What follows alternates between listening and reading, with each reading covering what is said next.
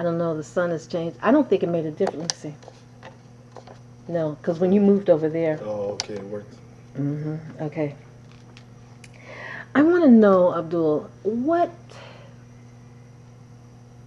do you feel like Naja loves you? I know she does. How do you know?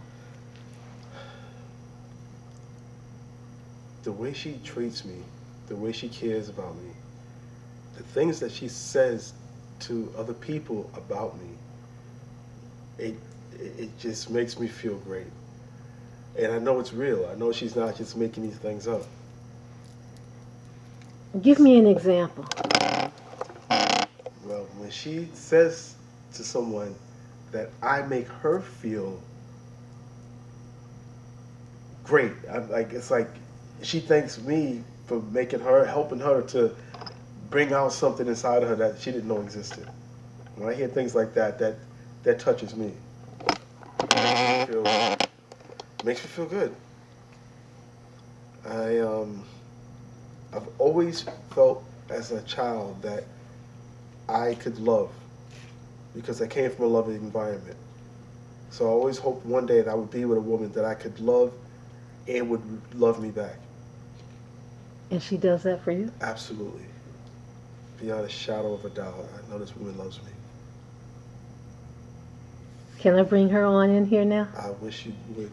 Okay. Naja, would you join us? Hey, sweetie Petey. Hey, baby. All right. Naja, how do you know he loves you? Wow. It's, trying to find words sometimes is kind of difficult, but I know Abdul loves me because I'm a handful. I can be real difficult. Are you difficult? Why? Because of the past? Or because what? In all honesty. Wow. I think I'm difficult. Yeah, I mean, yeah, definitely because of the past. I didn't grow up in a household like Abdul. Um, you know, I didn't have my mother or father around. And my grandmother was a substance abuser. My mom's had me young. So I think that me and my grandmother had kind of like a love-hate relationship, you know. I knew that she loved me, but I also knew that she was possessed, possessed by her substance abuse. You know what I mean? But there was nothing in this world that she wouldn't do for me. She had her own omens. So she never said, I love you. She never said, I'm sorry. She never said, I was wrong. And, she would cuss your behind out. So that was my experience growing up as a child, being in a really volatile environment. And she was violent. So you didn't want to make her angry, But in a similar way, like Abdul said, you just kind of know when people love you because of the things that they do. She had her way of saying, I love you without saying it, but she really didn't know how to express a lot of her own history. So this is what I grew up around.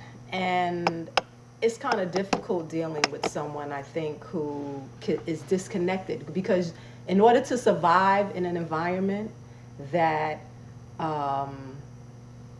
is explosive, you numb yourself. You disconnect from it. So dealing with someone on an emotional level, you have to be able to see past the barrier.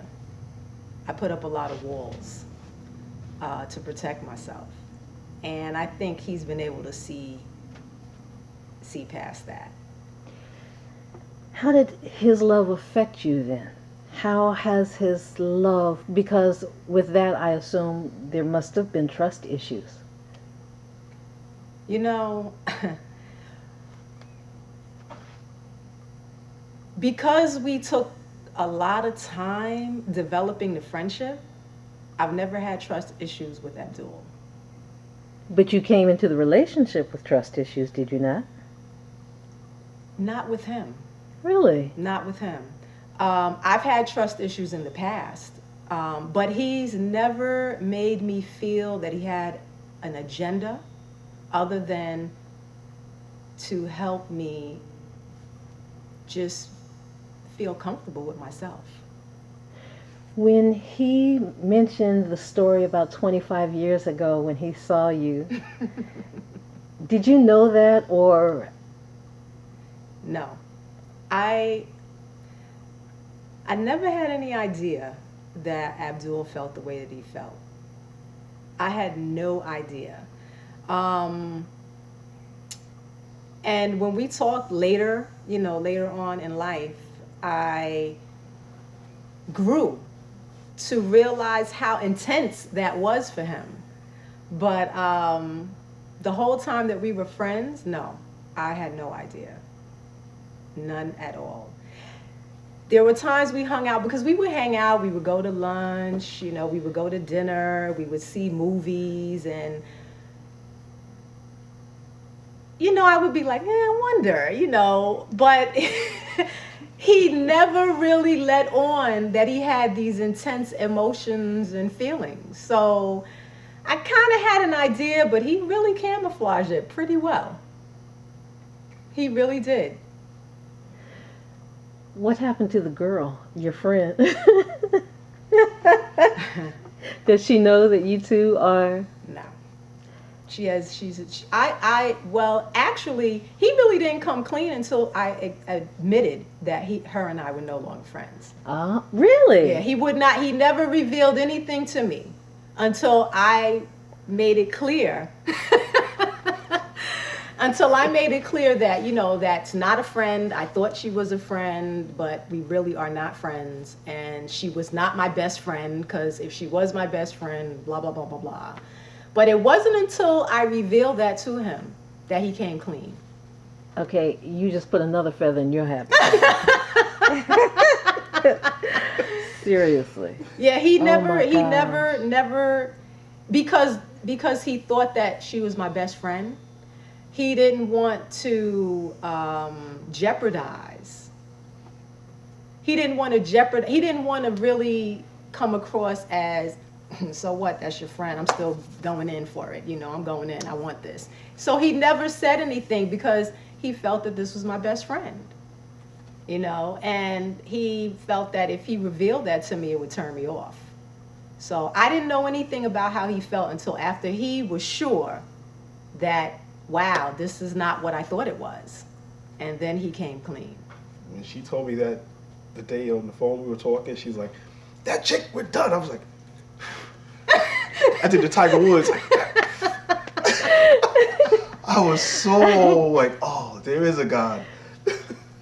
So you know what? Based upon your story, then I have a tendency to believe that maybe you're right. She is the one that you're supposed to, that it's like God or the universe, whatever you want to call it, cleared the way for you two to be together. Absolutely. Wow. Because he even says, I just got chills. he even says, like, well, she was the catalyst without knowing it. Had she not done what she did, we might not even have met. That's right.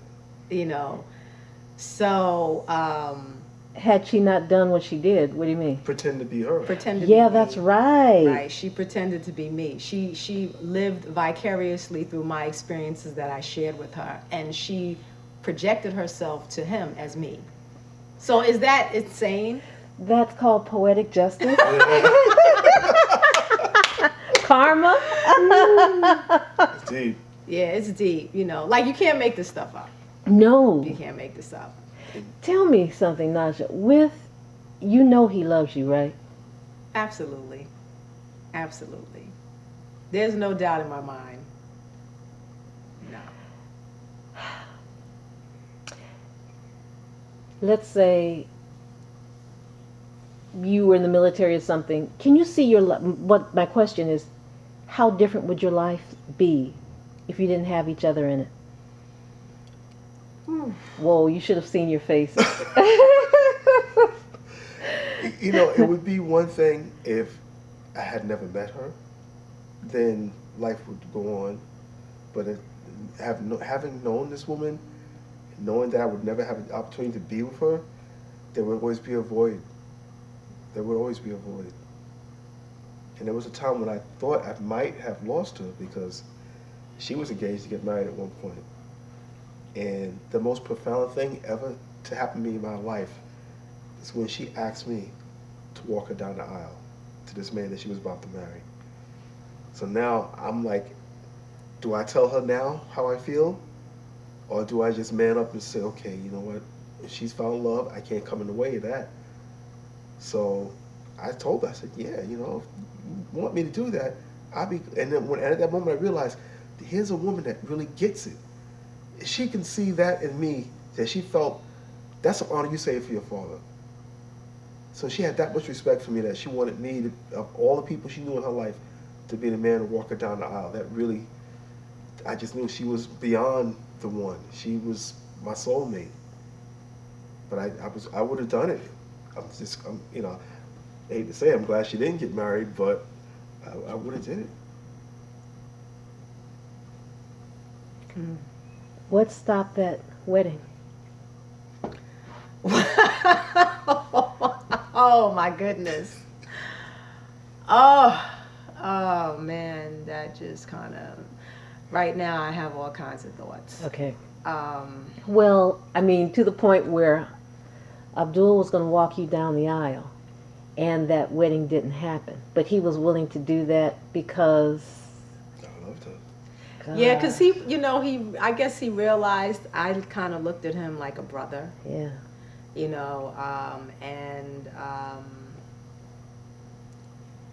our relationship was always growing, throughout the whole friendship. Um, and there were times where we didn't speak to each other at all. But we always picked up wherever we left off. It was never any strain or anything like that. And I always felt free to be me. The person at the time that I was engaged to, I would have to say that that was a real growing experience for me because it was like it was the first time I had ever been in a relationship long term for that length of time, which lasted about 5 years. And I learned so much about myself in terms of what my fears were, in terms of my misconceptions about relationships, how women feel about men generally, because I think that a lot of what I've experienced is not unique to me. But most importantly, I learned that there's this hidden aspect a lot of times in relationships that we're not always genuine in relationships. And what really is perplexing to me is that you could spend so many years with the person and not really know them. And that's kind of scary, you know? So with this particular young man, gentleman, he was 4 years younger than me. But he was kind of like an old soul. And he was an ex-military man. He was an ex-Marine.